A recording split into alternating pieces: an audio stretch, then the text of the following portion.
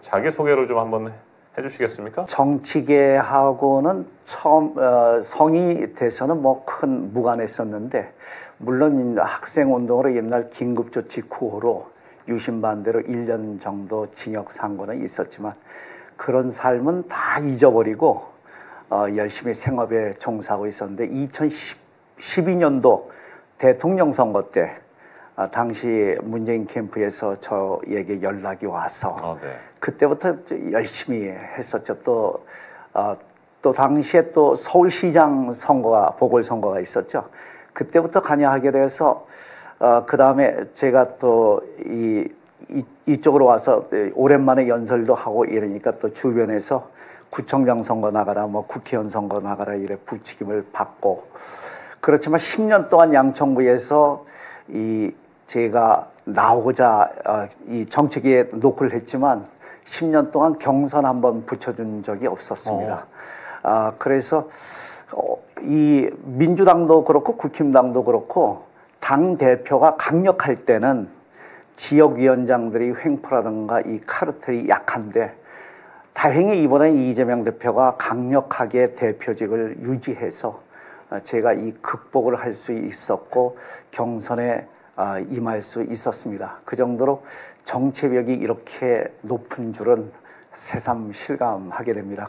모르는 사람은 중간중간 제가 포기했다, 뭐 심지어는 악평으로 뭐 광 팔고 나갔다 이런 소리까지 들으면서 굴욕을 참았습니다. 그 세월이 10년이었습니다. 이번에는 제가 그동안 쌓았던 그런 공부라든가 경륜이라든가 이런 것을 국회에서 마음대로 펼쳐고 싶습니다. 그게 저 소망입니다. 그 가야 할 정책일이 그렇게 멀고 험해요. 네, 그렇죠. 그렇지만 세상을 바꾸기 위해서는 누군가 조금이라도 바르고 깨끗하고 생각이 정리되는 사람들이 국민을 바라보고 국가와 민족의 발전을 위해서, 역사의 발전을 위해서 당당히 나갈 필요는 있습니다. 쉬운 길이 어디 있겠습니까만은. 그렇죠. 네, 정치의 벽이 그렇게 높구나라고 생각하시게 된 어떤 그 계기라든지 아니면 어떤 그런 일들이 있으셨는지. 제가 작년도에 그 구청장 선거에도 도전을 했었는데. 재작년에 2022년. 2022년이죠. 그런데 그 당시에 그 지역위원장 가운데 한 분이 모든 공천위원들에게 전화를 해서 당시에 이제 현재 구청장에게 단소 공천 주라. 그래서 또 경선 기회를 잃었죠. 그래서 저도 그거에 대해서 설명을 구체적으로 못 들은 것은 우리 조 후보와 입장이 같다고 생각합니다. 그래서 이 민주당이 어찌 본다면 국힘당뿐만 아니라 민주당도 옛날 그 봉건 영주 제도하고 같은 것 같아요. 그래서 영주가 모든 생사 여탈권을 갖고 있고, 그 영주에 해당되는 지역위원장들이 구의원, 시의원들을 통괄하고, 그리고 대의원 그 독점권을 갖고 있고, 정부의 독점권을 갖고 있고, 그래서 저는 민주주의는 어디부터 시작해야 된다고 생각하냐면, 당원이 이 1당원 1투표제가 이루어질 때, 그래서 이것이 말하자면 민초로부터 올라가는 상향식 그런 민주주의가 돼야지 진정한 민주주의가 되고, 기존의 그 정치권의 카르텔이 무너지리라고 생각합니다. 당원 민주주의가 시급하다. 이번 총선에 임하는 자세로 현역 의원들이 열심히 뛰어줬더라면 결과는 분명 달랐을 것이다라는 생각 저도 공감합니다. 이게 전국적인 상황이었던 것 같아요. 서울 수도권뿐만 아니라 지역에서도, 심지어 호남에서도 현역 의원들이 제대로 뛰지 않았어요. 거기에 대한 문제 제기를 많이 했음에도 불구하고 달라지는 것이 없었고, 말씀하신 것처럼 자기 선거처럼 자기의 어떤 공천, 또 그다음에 선거 승리를 위해서 뛰는 만큼 그 정도의 절반만이라도 뛰었다고 한다면 분명히 총선에 승리할 수 있었고 대한민국의 역사는 달라졌을 거라는 생각을 좀 하게 됩니다.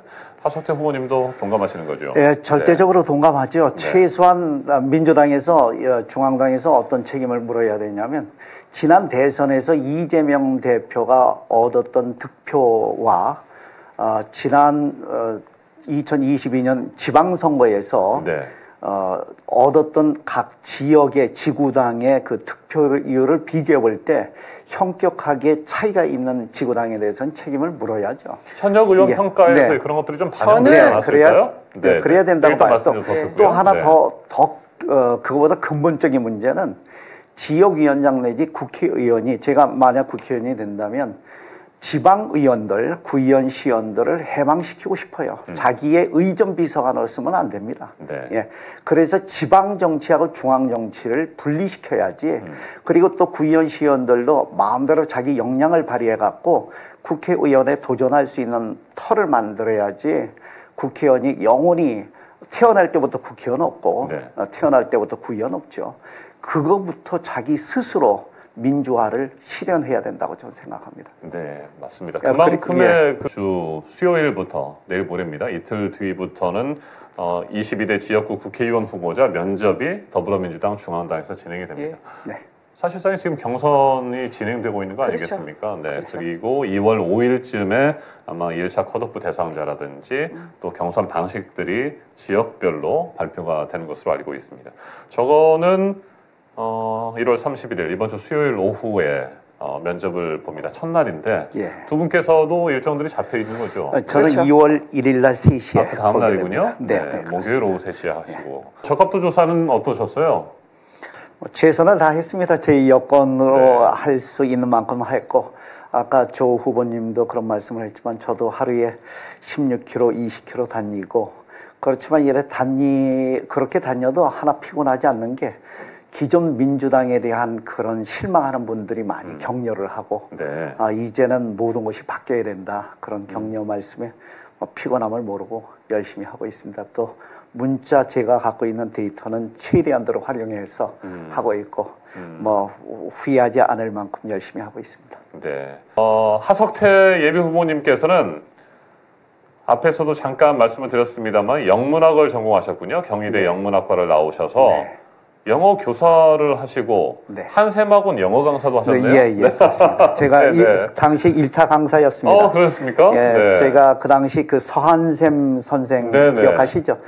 그 다음 세대, 그 다음 세대에 아마 영어로서 노량진의 일타 강사였습니다. 그래서 제가 전성기에는 노량진의 10여 명의 그 강사분들이 홀딩하는 학생 수 전체와 저의 인원수가 맞먹을 정도로 일타 강사였습니다. 1980년대, 90년대 학원 대단하지 않았습니까? 예, 대단했죠. 저 89년도에 재수를 했는데 그러셔요. 그 학원에서 정말 열심히 공부했었죠.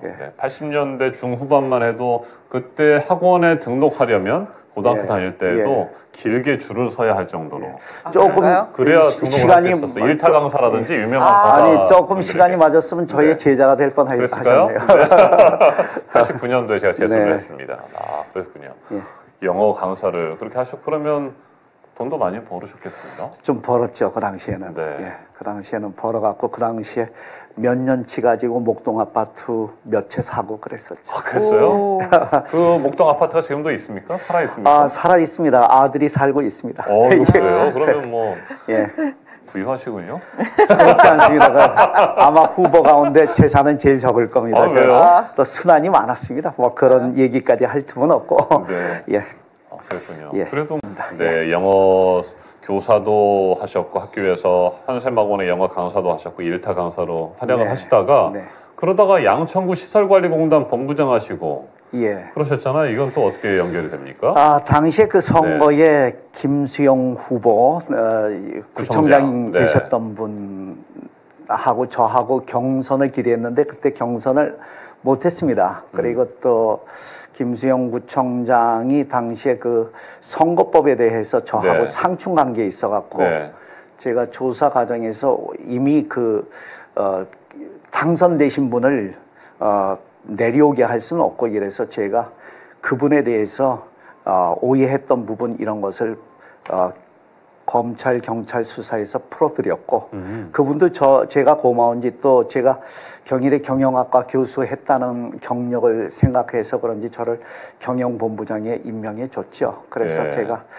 그때 처음으로 이 공직에 교사직이 아니라 공직에 나가게 됐습니다. 아, 경희대 경영학과의 예. 경영 영어를 가르친 겸임 교수를 하신 예, 거죠? 경영 영어의 내용이 뭐냐면 세계 유수 기업의 흥망성쇠였습니다.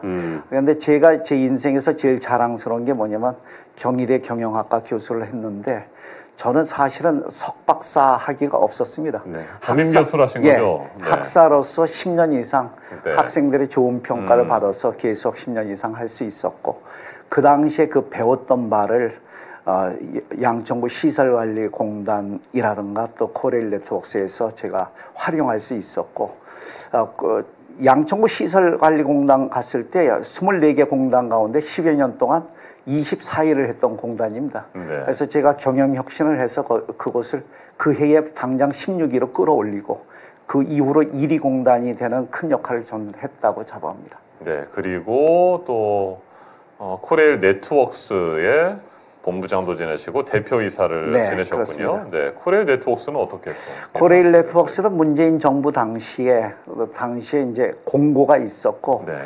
제가 입사 그 모든 그 합법적인 것을 냈는데 당시에 그 경영진들이 저에 대해서 굉장히 높이 평가하더라고요. 제가 며칠 동안 그 홈페이지에 들어가서 연구를 하고 앞으로 혁신을 한다면 무엇을 해야 될 것인지를 제시했더니 당시 제가 기억으로는 뭐 이 면접 점수도 최고로 받았고 그래서 좋은 평가를 받고 제가 입사했습니다. 네, 알겠습니다. 그런 삶을 두 분이 살아오셨는데 나는 정말 정치를 할 거야 라고 생각하시게 된 계기가 언제 있으셨습니까? 아까도 말씀드렸지만 네. 2012년도 문재인 대통령이 처음에 나왔을 때 제가 80년에 같이 복학을 하게 됐어요. 4년 선배였고 그때 연락이 와서 도와달라고 해서 도와줬는데 그 이후로 제가 이렇게 공부를 해보니까 그러니까 대학 다니실 때부터 알았죠. 문재인 그때. 대통령을? 예, 네. 저보다 4년 선배신데 복학은 같이 했습니다. 네. 그리고 제가 80년도에 광주 항쟁이 일어날 당시에 경희대 그 민주진영의 총학생회장 후보였습니다. 네. 그래서 아마 그걸 계기로 기억하시는지 연락이 왔더라고요. 도와달라고. 그래서 하게 됐는데 저는 정치가 우리 사회를 너무 많이 지배하고 있는 것 같아요. 경제라든가 뭐 금리라든가 또는 교육제도라든가 제일 우리 정치계에 한심한 것이 저는 뭐라고 생각하냐면 지금 우리나라 입시제도 같은 경우에는 네. 논술도 보죠, 수능도 보죠, 또 학생부 종합도 있죠, 내신도 보죠. 우리나라의 그 대입제도의 그 질곡된 그 제도는 정치권이 이것에 대해서 방치하고 있습니다. 지금 윤석열 정부뿐만 아니라 문재인 네. 정부도 책임이 많고 이것으로 인해서 이 제도가 대입제도가 너무나 복잡하고 말하자면 이 제도를 통과하는 사람은 AI 정도가 돼야 될 겁니다. 네. 그래서 이걸로 인한 왜곡된 입시제도가 미치는 영향이 지금 초등학교까지 논술 공부를 하고 있습니다. 그래서 이것으로 인해서 지난 5년 동안에 한국에서 자살한 학생들이 800여 명이 되고 네. 그리고 교사도 100여 명이 되고 있습니다. 그런데 아무도 이 입시 제도를 손을 안 대고 있습니다. 그리고 입시 제도를 손대는 순간 모두가 그 복지 부동이 돼서 네. 이것을 손댈 생각도 하지 않고 무사한 일로 교육부 장관을 임기 동안 마칠 생각을 하지 이 학생들을 해방시킬 생각을 하지 않고 있습니다. 네. 학생들이 아침 8시에 가갖고 밤 10시에 나오는 교도소 생활을 한국만 이렇습니다. 이거는 우리가 정치계에서 입시제도에 대해서 우리가 생각을 많이 해야 되고 또 더군다나 이제 중소기업들이 글로벌 기업이라든가 대기업으로 커가야 되는데 그거를 막고 있는 것이 어찌 본다면 이 중소기업의 상속세도 우리가 손을 대야 됩니다. 대기업들은 상속세를 어떻게 빠져나가냐면 10년 거치를 통해서 주식의 변칙 상속. 예를 들어서 한 주당 1,000원 하던 것이 10년 후에 10,000원이 된다면 그 상속세 내는데 부담이 없죠. 거기에 또 문화재단이 있고 또 뭐냐면 또 장학제도, 재단이 있고. 그런데 중소기업은 그걸 못 하다 보니까 세계적인 중소기업 예를 들어서 37이라는 그 손톱깎이로 세계 네. 1위인 회사도 외국 사모펀드에 넘어가고 있고 그다음에 또 락앤락이라는 그 플라스틱 용기 회사도 그렇고 또 세계적인 콘돔 회사도 있어요. UDI인가요? 다 외국 사모펀드로 넘어가고 있어요. 그래서 민족 기업으로 성장을 못하고 있어요. 그러면 우리가 이런 것도 좀 생각해야 되고 또 더 나가서 국가적 민족적 차원에서 생각해야 될 것은 지금 금강산 그 관광이라든가 또 개성공단 이것은 민족의 문제 아니겠어요? 이것은 북한 핵과 관계없이 우리가 풀어갈 수 있어요. 그런데 이런 모든 것들을 방치하고 있어요. 그래서 이런 것들은 굉장히 잘못됐다. 이 정치가 우리 사회를 너무 많이 지배하고 있다. 그럼 올바른 정치로 나가야 되겠죠. 윤석열 대통령의 부인 김건희 씨의 명품 가방 수수 논란 의혹이 계속 제기되고 있지 않습니까? 그럼에도 불구하고 김건희 씨는 언제부턴가 국민 앞에 나타나지 않고 숨어버린 것 같고, 네. 이번 주에 윤석열 대통령이 이와 관련해서 입장을 낼 것이다, 뭐 이런 얘기도 나오고 있습니다. 이건 그냥 뭐 입장을 내거나 뭐 어떻게 될지 모르겠습니다만 윤석열 대통령이 사과를 하고 끝날 문제는 아닌 것 같고, 이 부분에 대해서는 김건희 씨 본인이 뭐 사죄를 하거나 또 성역 없는 수사라든지 그와 관련돼서 문제가 있다고 한다면 처벌도 이루어져야 되는 상황 아니겠습니까? 네. 이와 아울러서 김건희 특검에 대한 윤석열 대통령의 거부권 행사, 그에 따라서 재의결하게 되는 상황도 될 텐데 두 분의 의견은 이래요. 대통령 거기에 대해서도 좀 답해야 될 텐데 거부권 행사해버리고 말이죠. 네. 역대 대통령 가운데 예를 들어서 김대중 대통령 또 김영삼 노무현 대통령들이 말기에 가족들이 비리에 연루됐잖아요. 그렇지만 그분들 가운데 그런 특검이라든가 이것을 거부한 사람은 아무도 없습니다. 유일하게 윤석열 대통령이 거부를 했는데 진짜 가정의 가장 노릇을 하고 싶다면 이분은 사임하고 김건희 씨의 변호사로 활동하면 됩니다. 대통령 그룹으로서는 그렇게 행동하면 안 되죠. 그리고 또 둘 간에 이해 충돌의 사건이 있고 그래서 너무나 이것은 남자로서도 부끄러운 일이고 이것은 대통령으로서 처신할 그런 조처는 아니라고 봅니다. 특검 받는 사과로 끝날 문제가 아니라 사과한다면 특검을 받아야죠. 그리고 교도소 갈 사람은 교도소 가야 되고 더군다나 김건희 씨 집안이 주식 조작이라든가 주식 조작은 이거 자본주의 시장을 교란시킨 겁니다.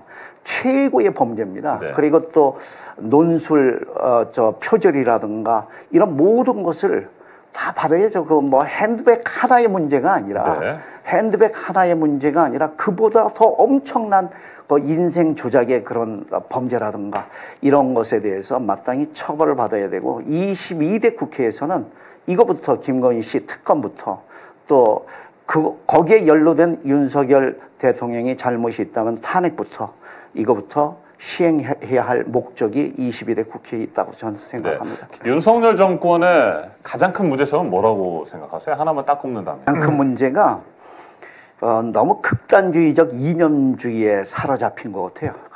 한 가지 예를 든다면 러시아하고 한국하고 1년에 거래하는 그 무역 거래량이 18조에서 최대 30조까지 이루거든요, 연간.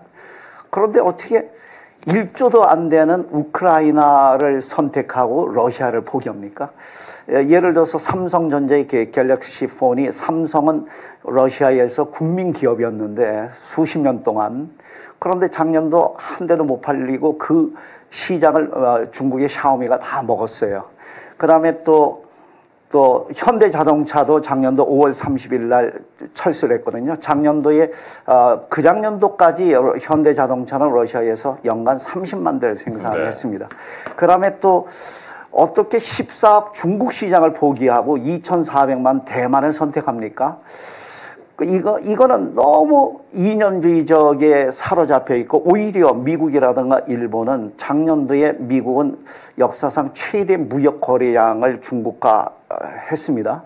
그렇다면 우리만 바보가 되겠죠. 이런 어리석은 정부가 어디 있어요.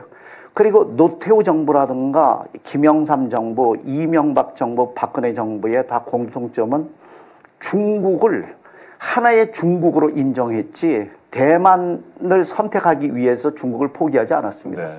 그리고 심지어는 박근혜 정부 때는 중국하고 무역이 어느 정도였냐면 흑자가 82조였습니다. 1년에.